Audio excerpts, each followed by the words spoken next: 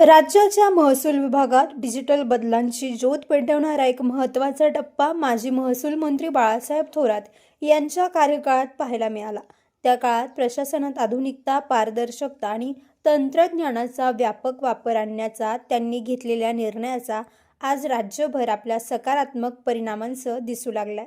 Online सातबारा ही संकल्पना सर्वसामान्यांना सहज वाटते, पण त्याची बीजे रोवली गेली ती माजी महसूल मंत्री बाळासाहेब थोरात यांच्या नेतृत्वाखाली।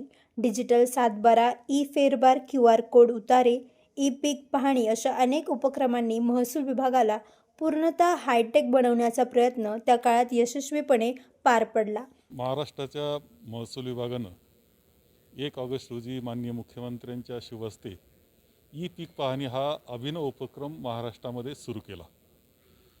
शेतकऱ्यांकडून खूप चांगला प्रतिसाद त्याला मिळाला आहे। आज पूर्णत्वानं नसलं तरी 2 वर्षामध्ये पूर्णत्वानं यशस्वी प्रकल्प हा होणार आहे। या प्रकल्पाबद्दल सांगत असताना मी सांगितलं की महाराष्ट्रातल्या पीक पाहणीची नोंदी या महसूल विभागाकरता महत्त्वाच्या आहेत, पण त्यापेक्षा संपूर्ण शेतीच्या नियोजनाकरता, आर्थिक नियोजनाकरता महत्त्वाच्या पुढच्या काळामध्ये ठरणार आहेत आणि हा प्रकल्प एक दिवस देश सुद्धा स्वीकारणार आहे। माजी मंत्री बाळासाहेब थोरात यांनी आणलेला ई पीक पाहणी हा उपक्रम इतका प्रभावी ठरला की राजस्थान सरकारनेही या संकल्पनेवर ई गिरदावरी राबवली। यातून त्यांच्या निर्णयांची दिशा किती दूरदृष्टीची होती हे स्पष्टपणे जाणवतं।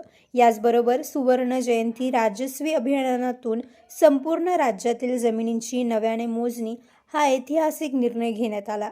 तलाठ्यांना प्रथमच लॅपटॉप देणे, विद्यार्थ्यांना शाळेतच दाखले देण्याची सोय निर्माण करणे अशा निर्णयांचा प्रत्यक्ष फायदा लाखो नागरिकांना झाला। शाळांमध्ये तब्बल 80 लाख विद्यार्थ्यांना एकाच उपक्रमातून दाखले वितरित करण्यात आले। हा स्वतःमध्ये एक विक्रम ठरला। आज ते मंत्रिपदावर नसतानाही त्यांनी सुरू केलेल्या सुधारणा पुन्हा एकदा राज्यभर चर्चेत आल्यात। सातबारा डिजिटलला मिळालेल्या कायदेशीर मान्यतेनंतर नागरिक आणि शेतकऱ्यांसाठी जमीन संबंधित प्रक्रिया आणखी सुलभ आणि पारदर्शक बनण्याचा मार्ग मोकळा झालाय।